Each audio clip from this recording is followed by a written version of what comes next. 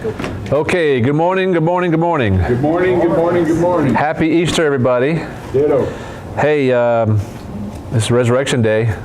It is. That means that we celebrate Jesus' resurrection. Yeah. I'm going to read a couple of things here for you guys right off the bat here. I actually posted these on Facebook this morning too, but 1 Corinthians 15:20, this is what the Word of God says. It says, Christ has been raised from the dead. Christ has indeed been raised from the dead. Guys, we don't worship a dead God. We worship a God who is alive. Amen. Acts 2:24 says, but God raised him, speaking of Jesus, up again, putting an end to the agony of death, since it was impossible for him to be held by death's power. So it's not just that he rose and he showed off. No, he did that for a reason. He did it so that death would lose and that we would have life, those who believe in him. 1 Peter 1:3, blessed be the God and Father of our Lord Jesus Christ, who, according to his great mercy, you know what mercy is? Mercy is withholding that which we deserve. According to his great mercy, he has caused us to be born again to a living hope through the resurrection of Jesus Christ from the dead. If Jesus didn't raise, we would still be dead in our trespasses and sins. We celebrate this morning, an Easter morning, guys, because of that, right? Now, I want you to bear with me. I'm introducing this. We're in John 20 today, by the way. But I'm going to tell you why. So just bear with me. It's a little weird maybe, but I need to go somewhere here. I need you to see something, and then we're going to, start the message. But last handful of Sundays, we've been going through studying the armor of God together. And I've told you at the beginning of each one of those messages, hey family, we're in a spiritual war. We are in a war. There's battles every day. Battles that could be won or lost. Battles with darkness. That's what he said. The enemy is not humans, it is Satan and all of that organized, demonic activity. But I've told you that the war has been won. The war has been won, and ask yourself, where was the war won? Well, the war was won, according to Scripture, on the cross. Colossians 2:15 says that on the cross, Jesus disarmed, I love that, he took away the weapons of the rulers, the dark forces, the dark authorities, and he, it says, triumphed over them. Guys, the war it's been won. It's the cross. And so last Friday was Good Friday, and that's what we celebrate, right? We celebrate the cross. We celebrate that on the cross of Christ, that's the place that he bought us back from the grip of death and sin. He paid the penalty for our sin. This was years and years, hundreds upon thousands of years of the atonement sacrifice, right? They'd bring an animal to the priest in the temple, and they'd cut the animal, and there would be blood on the altar. But that had to happen repeatedly, over and over again, as a foreshadowing to the great and mighty and true shepherd, the true Lamb of God, who would go to the ultimate altar, the cross, and be cut open,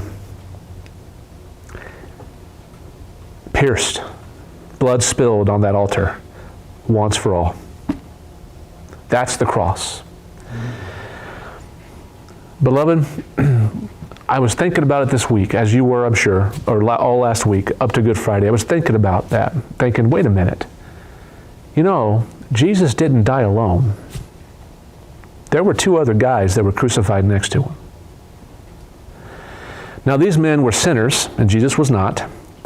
In fact, these guys were criminals. They hung there because of their heinous crimes. But I was thinking about those guys. I was thinking about how one of those men was a mocker, right? He mocked Jesus. It sounds like the world, right? When he says, well, if you are who you say you are, then make this go away. It's that mocking attitude. That's what the world does, right? Well, if you say you're so good, then make all this pain and evil go away. The other guy, just as guilty as that man, looked at him and said, are you crazy? Do you not fear God? He rebuked him. And then he turned to Jesus. And he called him by name. He said, Jesus, Yeshua. Essentially, he said, forgive me, an undeserving sinner. See, he said, mocker, we're here because we deserve to be here. Jesus is here. He doesn't deserve to be here. He knew that he was speaking to the Savior. You know what the name Jesus means? It means Savior, Yeshua. He called him Savior. He said, remember me in your kingdom. And Jesus told him, today, when this is all over, you're going to be with me in paradise. You're going to be with me in heaven. That guy didn't go to one religious class in his life. And yet, because he believed in Jesus, saw himself as a sinner, feared God, and believed in Yeshua, he went to heaven. I love that what he said to that guy first, though. He said, do you not fear God? You see, fear, the fear of God, is essential for salvation. We must fear God. We must, in fact, be terrified, knowing that our sin and our sin nature will send us to hell because that's what we deserve. You know, I know a lot of pulpits, they don't say hell from the pulpit, but we do here because that's the reality. That's the truth. See, guys, when I said this last Sunday, when somebody says, I'm saved, ask them, what are you saved from? Because I'm not sure a lot of people know what that even means. You know what we're saved from? We're saved from God. We're saved from God's wrath, God's judgment, God's holy justice. That's what we're saved from. We are aware that we deserve the penalty for our sin. But we fear God. We are quickened. That's why it's essential, because the fear of God, it's a holy fear, kind of sobers us up, quickens us, right? It clears up our mind. It's like the prodigal when he's eating pig slop and he comes to his senses, the text says. It's like, wait a minute, what am I doing? And he turns his mind and heart to the Father and says, my Father's servants eat a lot better than this. I need to go back to him. That's repentance. So you see, the fear of God is essential because that's what Proverbs 9:10 says. The fear of the Lord is the beginning of wisdom. You say, I'm guilty of God's wrath. And that's what sends you now to be asking for the salvation from God's wrath. But I want to tell you this. Fear is essential in salvation. There's something else that's essential in salvation. And that's grace. Charis. Grace. See, you need a balance of both. You need the fear of God because it quickens your mind, right? Sobers you up to the reality of your situation. So fear sort of quickens your heart. We need grace because grace melts your heart. There is nothing, and I mean nothing, more powerful in this universe, no force more powerful than the love of God. Because the love of God contains all of these components. It contains forgiveness. It contains mercy. It contains grace. Undeserved favor. Mercy is God holding back that which you do deserve. Grace is giving you that which you do not deserve. And guys, it's Easter Sunday. A lot of people polish up pretty good. I've been seeing these people go into the church next door, you know. They're all polished up on the outside. But who are we kidding? It's like we're trying to pretend like everything's okay, everything's fine. Guys, everything's not okay. Everything's not fine. I mean, look at the world, listen to the world we live in. It's not okay. And it's not just that we have to live in this world, but let's be real. How many of us fight our battles of heart and mind every single day? I certainly do. So the grace that saved us is the never-ending grace that we have to live by every day. And here's what I want to show you. This is where I'm sliding home to the introduction here. We're going to see the resurrected Jesus today. So this is Jesus raised. John 20 is the text we're going to see. John 20 starting in verse 19. We're going to watch Jesus hand deliver grace to two men who were very undeserving of it. To Thomas and to Peter. And we're going to witness him pour out grace over two imperfect human beings. And I think we can put ourselves right smack dab in their shoes today. Easter is a day, guys, where we remember the grace of God. So with that, let's bow and let's pray and let's ask God to be our teacher. So Lord, this is your time. This is your pulpit. Father, we're your people. And I know there are also people who are listening, maybe who are not yours yet. They know a little bit about you. They go to church on Easter and Christmas sometimes. But whatever it is you did, you got them here to this place, right here, right now. And they're listening to your voice. That's our prayer, that they hear your voice, not mine, but yours.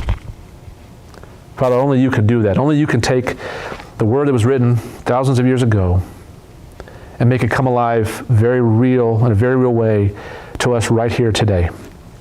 We're asking you to do that.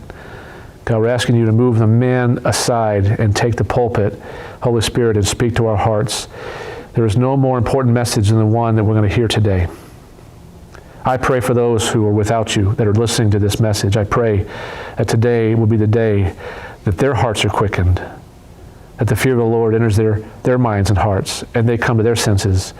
And then they not only see the fear of their condition and quickened by that, but today is the day they see that you're such a gracious and holy, precious God, a Savior who empathizes with our weaknesses. And you know us, Lord. You know what we need in order to believe. So I pray you deliver that today, as only you can. And we pray this in Jesus' name. And God's people said, amen. Okay, so we're in John chapter 20.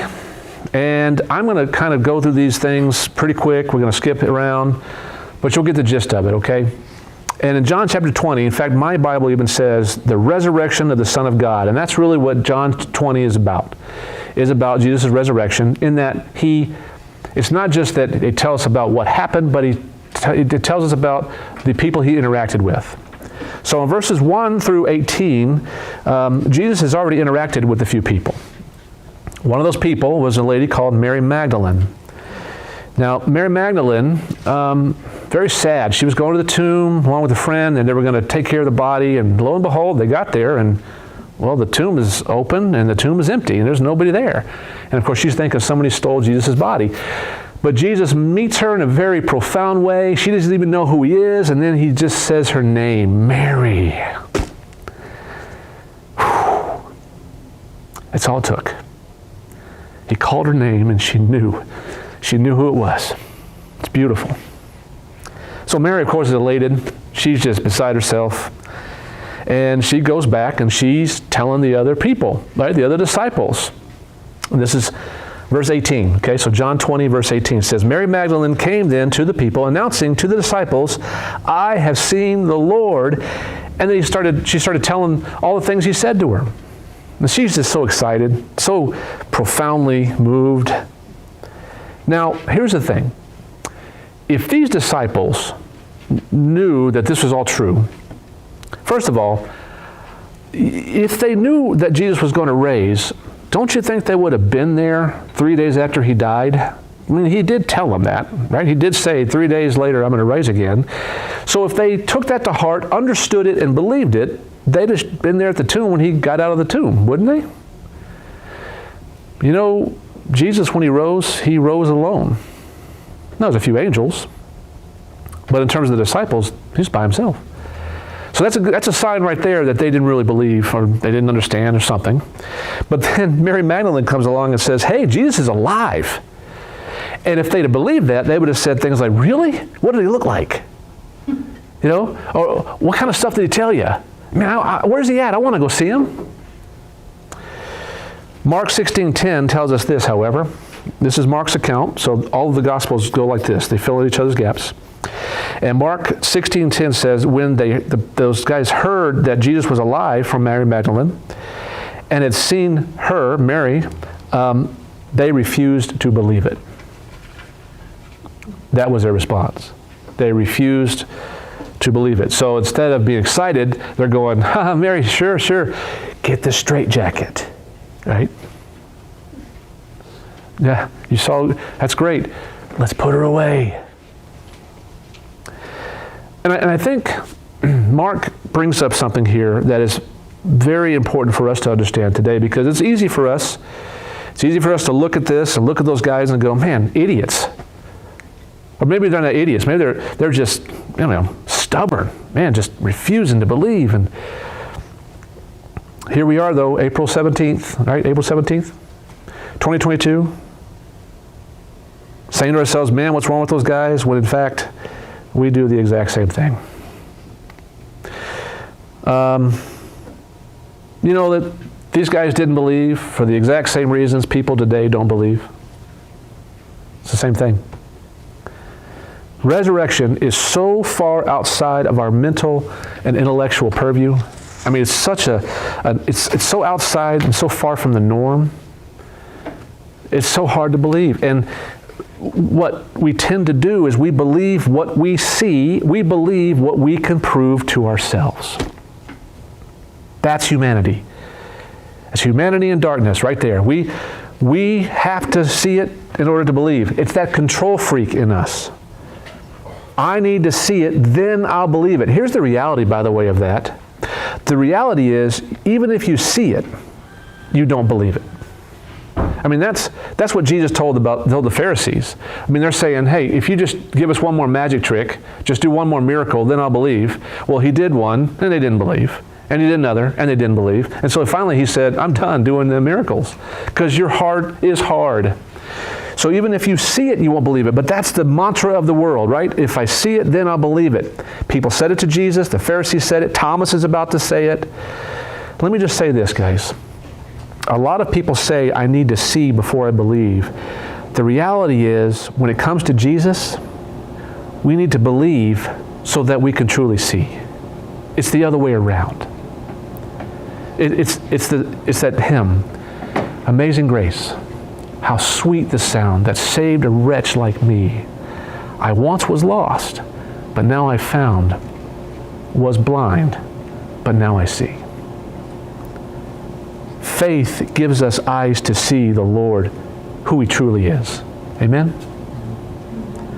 But for these disciples, John 20, verse 19, okay, we get there and we see that they're locked up. They've locked themselves up inside of a house, and they're locked up there because they were afraid. Look at it, verse 19. So when it was evening on that same day, the same day that they said, yeah, whatever, Mary, the first day of the week, the doors were shut and the disciples were there for fear of the Jews. So they're scared. Okay, they're afraid. And by the way, guys, unbelief has a lot of bad effects. You notice that we live in a world drowning in fear. And I don't mean the fear of God. That's a good kind of fear. I'm talking about fear as in anxiety, right? The anxiety of the heart and soul. We live there. That's the planet we live on. We are drowning in people's anxiety. That's a result, that's a side effect of unbelief. Because if we believed in Jesus, if we believed in His sovereignty, we'd be okay. We'd be saying, it's all right. God's got this. But unbelief does this. So they're afraid. Who are they afraid of? It says the Jews. That's the Jewish leaders. Those are the guys that teamed up with Rome and had Jesus killed. So guess what they're thinking? If they killed Him, surely they're going to come after us. They're afraid. They're locked up in this house. The doors are locked. The windows are shut. They're going to come after us now. See, this is a moment where we see the disciples who had no hope. Beloved, how much do we live that way? Even we who know Jesus, how often do we do that? We lock ourselves up. We shut ourselves off. We don't talk to people. We just deal with our stuff inside internally, and we're locked up inside and we're afraid.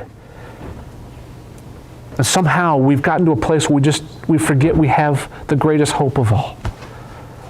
That's what fear does. That's a scary place to be.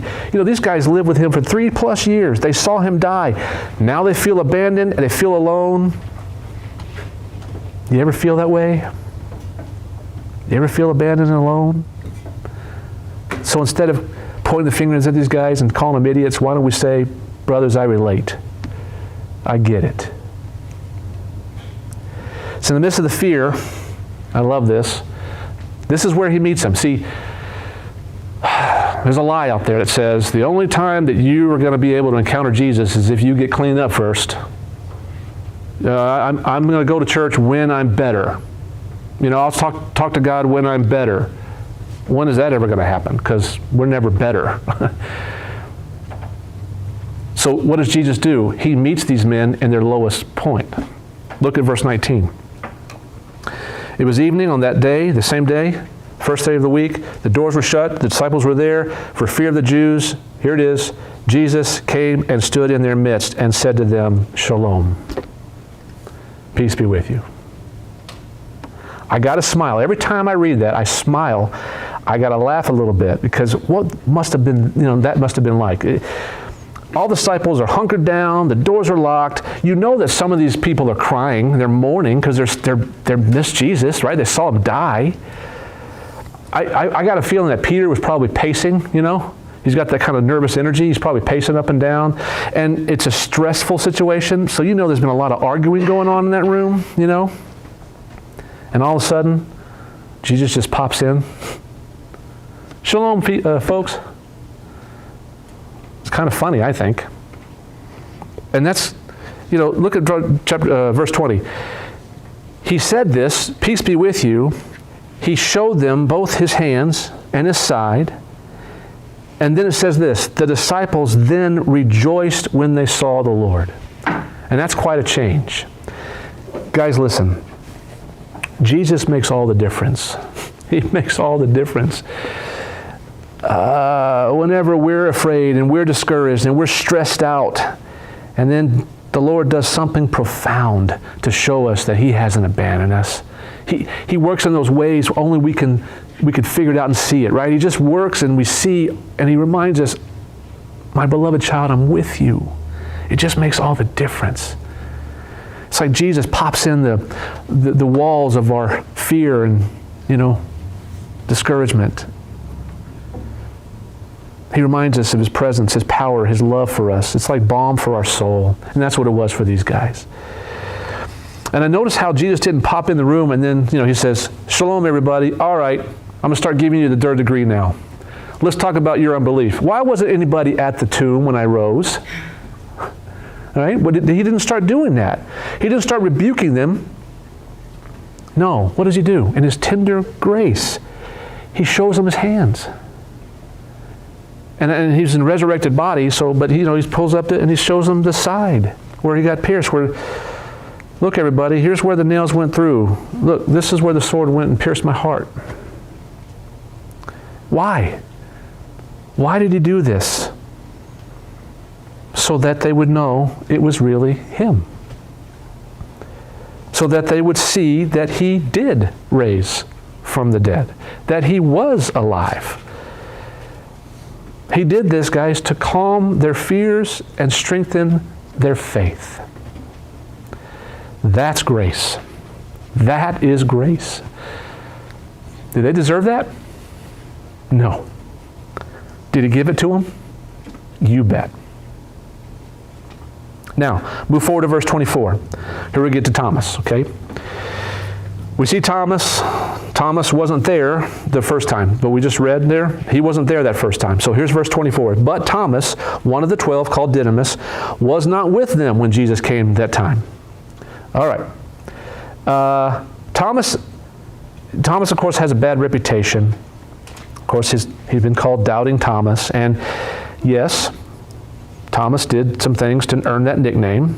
He was the guy who was always saying stuff like in John 11 and verse 16, Jesus gets word and his disciples are there. They get word that Lazarus is dead.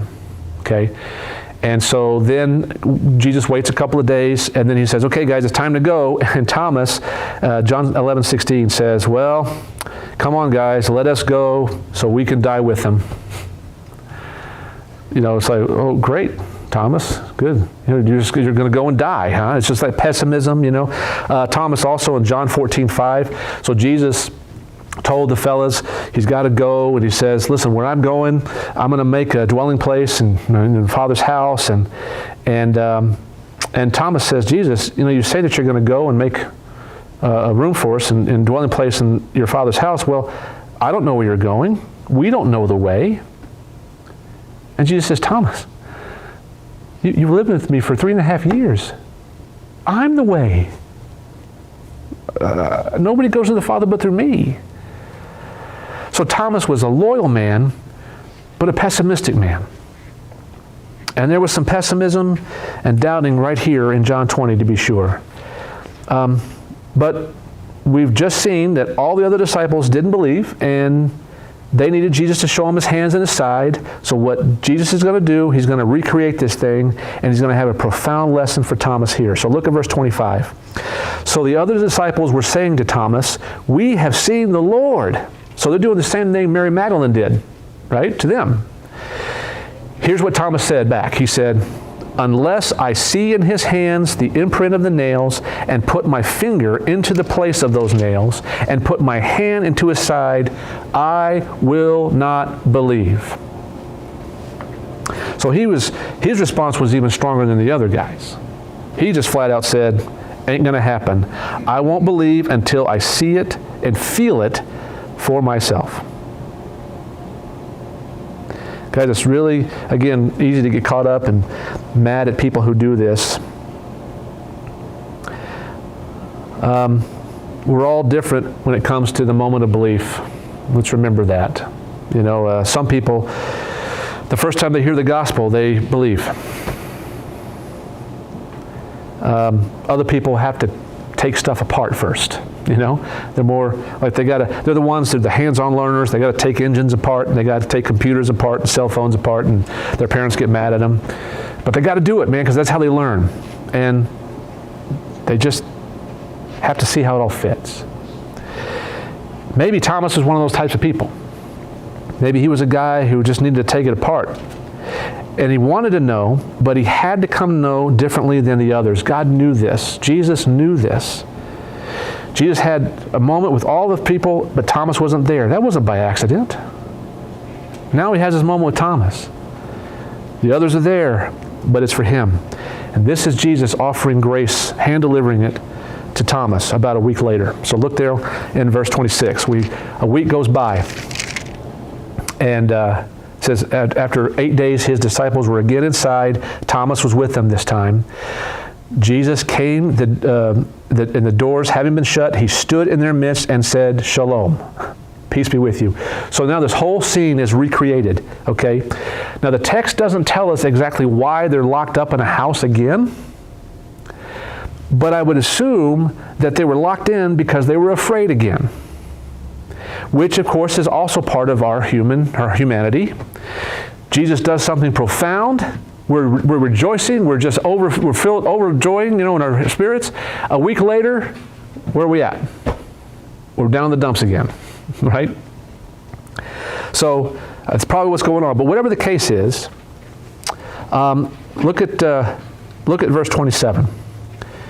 Then Jesus, after he says, "Peace be with you," he focuses right on Thomas. And it says, "Thomas," he said, "reach here with your finger and see my hands." He says, "Here, come here, feel this." "Thomas, reach here with your hand and put it into my side." And then he says this, "Thomas, do not be unbelieving, but believing." He recreates this whole scenario for Thomas. What did Thomas say? "I won't believe unless I put my fingers in those nail holes and put my hand in his side." So what did Jesus do? By the way, guys, no more powerful words have ever been spoken than those words. Do not be unbelieving, but believing. Those words, he still speaks to us today. He speaks to our hearts. We might not hear him audibly, but we hear him with our heart. Do you remember when you heard the words? Bud, stop being unbelieving, believe. Jeff, stop being unbelieving, but believe. Lisa, stop being unbelieving, but believe. You remember when you heard the voice? I do. I remember I was 15 years old, and I had this friend who annoyed me because he kept talking about Jesus with me. His name was Corey, and he just kept sharing.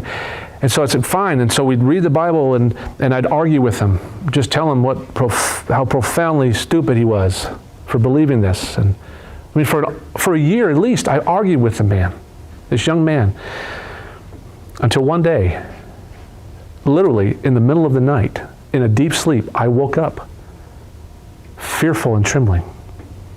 Because somehow I knew that night, that morning, it was 2:30 in the morning, if I die today, I'm going to hell. So I got up out of my bed and I did something I'd never done before. I talked to God. And I don't mean, I'd said the prayers, this and that, I'd said some things, but I'm talking about talk to God, like bore my heart to God. I'd never done that before. And I'm pacing around my bed, and it's in the middle of the dark morning, and I'm just telling God this and that. I'm just rambling at Him, but it's the first time I'd ever done that. The next morning, I got to school, and guess who I went after first?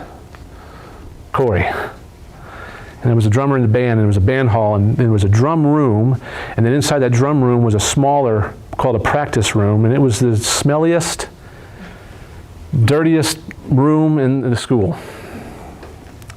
Guys, it was in that room, in that smelly, dirty room, that I asked Corey, what must I do to be saved? I knew I was a wretched sinner. Believe in your heart that He rose from the dead. Confess with your mouth that He is Lord. And it was on that smelly floor, I got on my knees and asked Jesus to save me. Thomas said, I got to see it and I got to feel it. And just like a week earlier, the house is shut down. Jesus pops in. He goes right to Thomas. He goes right to him. Here, Thomas. Feel. Jesus He has a glorified body. The scars of His wounds, or from His wounds, those are a lasting, eternal memorial and tribute. They remind us of what He did for us, and they will for eternity. Those scars are never going away. Scars don't go away, guys, and His won't. And I tell you something, beloved, Jesus didn't do this just for Thomas. He left those scars there because He knew there would be more Thomases to follow. He knew there were more that needed to poke around, that needed to feel in order to believe. And I tell you, that is grace. That is love and that is grace. That's a shepherd who knows who he's dealing with. That's a shepherd who knows his people. He knows Thomas needed to poke around on the Son of God in order to believe. So what does he do? He says, Thomas, poke around, but don't be unbelieving anymore. You need to believe now. This is what you said you needed, and I'm giving it to you. Stop unbelieving and believe. This is what Thomas needed in order to believe, and Jesus delivered it. Thomas responds in verse 28, and he says instantly, my Lord and my God. That's the moment of salvation. See, guys, Thomas had been with Jesus for 3.5 years, but now he realizes this isn't just some good human being that, is philanthropic and does good stuff, and I'm following him around. No, this is the Son of God. This is the risen Christ. And he says that out loud. And in that moment, you hear Thomas's heart change forever. I remember that same moment for me. A night of fear turned into a morning of peace. Do you remember your morning? You remember your day? So Jesus allowed Thomas to poke around. And the Lord's still okay with people poking around. See, I think we got to remember, He's okay with us investigating, guys. In fact, He's more than okay with it. He wants us to do that. If there's anybody listening and you haven't surrendered your life to Jesus, don't let anybody tell you don't ask questions. Ask questions. He can handle your questions. He can even handle your doubts. He can handle your pessimism. He handled Thomas's. But when He invites you to poke around, we need to do it. And I don't, the worst kind of thing to hear from somebody is when somebody says, I don't believe Jesus, but I don't care. I don't believe in Jesus, but I just don't care to. I'm just apathetic. That's not the same thing. That's not the same thing. That's different. That's a different heart, and that's a different problem. That's indifference, and that's not good. But God never ignores a person who says, I don't know what to think about you, God, but I want to. I want to know. So Jesus, can you show me who you are? That's a prayer He will always answer. Well, He always answers all of them. But that's a prayer that surely He will never, ever say no to. So we see the risen Christ pouring out His grace and mercy upon Thomas, and He's still doing that today. Guys, I'm looking at the clock, and I'm just going to summarize Peter for you, okay? So we're going to go to Peter now, but let me just summarize it for you. And this is in chapter 21, and I encourage you, read it this week. You'll be encouraged. So Peter, back in John 13, Jesus is telling them, guys, I got to go. They're going to take me away, and they're going to arrest me, and this and that. And Peter says, no, they're not. No, I won't let them do that, Jesus. They're going to have to go through me to get to you. And then when they came to arrest Jesus in the garden, Peter pulls out his pocket knife, starts swinging it at people's ears, and it was kind of a false courage. It was a false bravado, because he was like that when Jesus was around. The moment Jesus goes away and has to be separated from Peter, Peter's a failure. And by the way, Jesus told him in John 13, when Peter was talking all big and said, I'll stand up for you, they have to go through me. Jesus said, Peter, you're going to deny me 3 times before the rooster crows. And he was right. So the moment that Peter gets alone, he can't even say that he knows Jesus to the little girl at the gate. He denies Jesus 3 times. He denies that he even knows him 3 times. And the Bible says that he wept bitterly. He went away weeping bitterly. That is the low, low point. You talk about discouragement. You talk about this profound disappointment in yourself and just depression. So all this happens. Jesus shows that he's resurrected. But Peter, he's thinking, well, I messed up so bad. I blew it. There's no way that Jesus is going to be good with me now. God's not, there's no way. I've done something so bad that God can't even look at me anymore. So I guess I'll just go back to the profession that I was before I started following Jesus. I'll be a fisherman again. And that's what he was. He was a pro fisherman before he followed Jesus. And now he tries to go back to that, and he takes some of the fellows with them. They're on the water, and guess how many fish they can catch that night? 0. They can't even catch 1 lousy, stinking fish. You talk about the low point of somebody's life. That was it for Peter. That was it. The first day of the week cometh man of Did it again.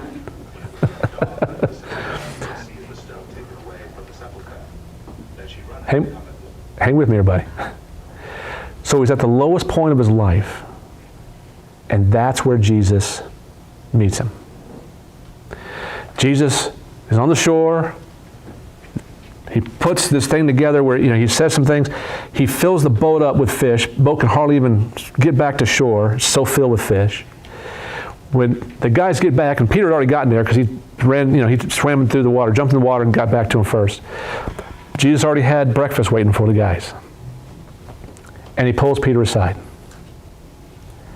And he has a little conversation with Peter. Jesus does.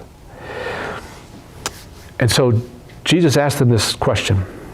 Peter, do you love me? And he asked him 3 times. Now, 1 in accordance with every time Peter denied him, no doubt. I think people get that wrong, though. I really do think that a lot of times you read that when Jesus says, Peter, do you love me? Peter, do you love me? Peter, do you love me?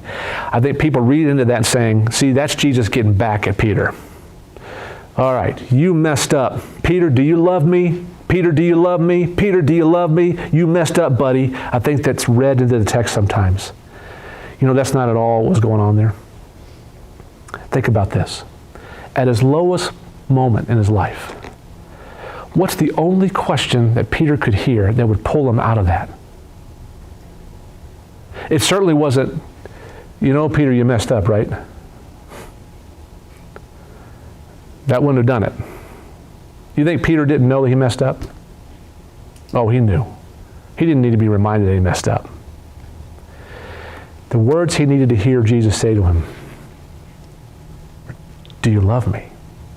I think Jesus was reminding Peter, not that Jesus loved Peter, but that Peter loved Jesus.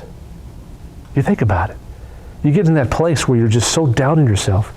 You start painting a different image of yourself, a different version of yourself where, who are you? I'm just this peon, just this lowly creature. No, you're somebody who loves Jesus. So you think about it. First, the question was asked, Peter, do you love me? And there's confusion. Like, what are you asking me that for? Yeah, I love you. He asks again, Peter, do you love me? It's like, well, maybe I'm calculating, I'm figuring out why he's asking me this. And then the third time, Peter, do you love me? And you can hear the sigh of relief. Yeah, yes, Lord, I do love you. Confusion, calculation, conclusion. That's what that was. And guys, I think what Jesus was saying here, because remember, every time Peter answered, yes, I love you, Lord, what was the response? Then shepherd my sheep, then tend my lambs, shepherd my people. He was saying, Peter, guess what? I know you. I knew you'd let me down. You remember, I told you that. I predicted that. Peter, I didn't choose you because I knew you would never fail. I chose you because I want to display my greatness and my power in your failure. Peter, in your weakness, I'll be strong. You know, you were a boaster in the past. You were all puffed up and false courageous and all that. You got humble, didn't you? Peter, the cross is about forgiveness, and I forgive you. And here I am, raised from the dead. I've got power in my life, and that life is now yours.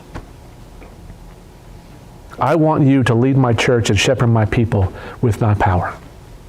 That's what he was saying. Have any of you failed Jesus?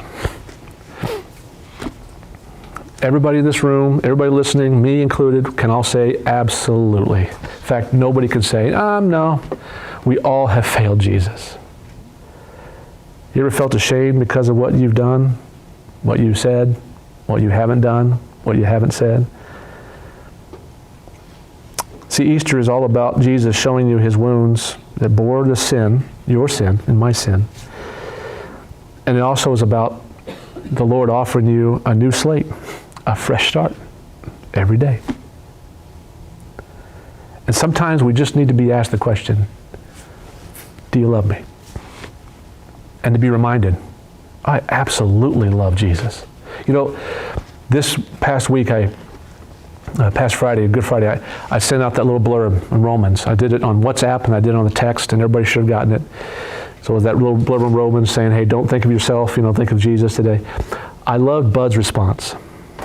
Bud's response, I wrote it down here. It was real simple. It said, thank you, God, I love you. And I thought, what a perfect thing to say, especially with the message coming up. It's so simple. Beloved, Easter is about God doing the greatest thing and offering the greatest gift. And as a result, we love him.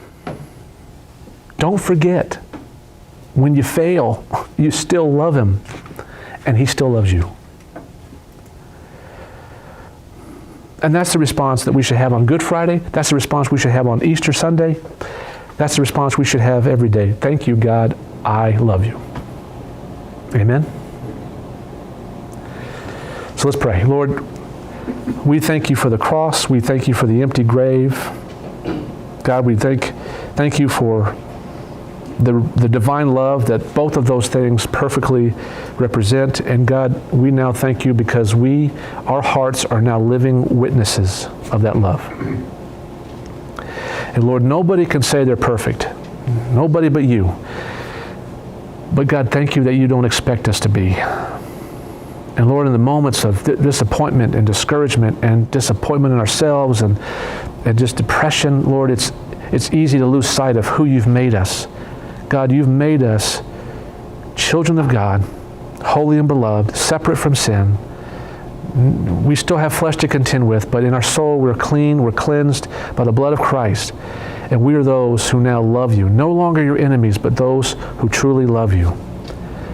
And Lord, thank you for reminding us of that this morning. Thank you for the lessons that you taught Thomas. Thank you for the lessons you taught Peter. Lord, let them be lessons we learn for ourselves today. In Jesus' name, amen.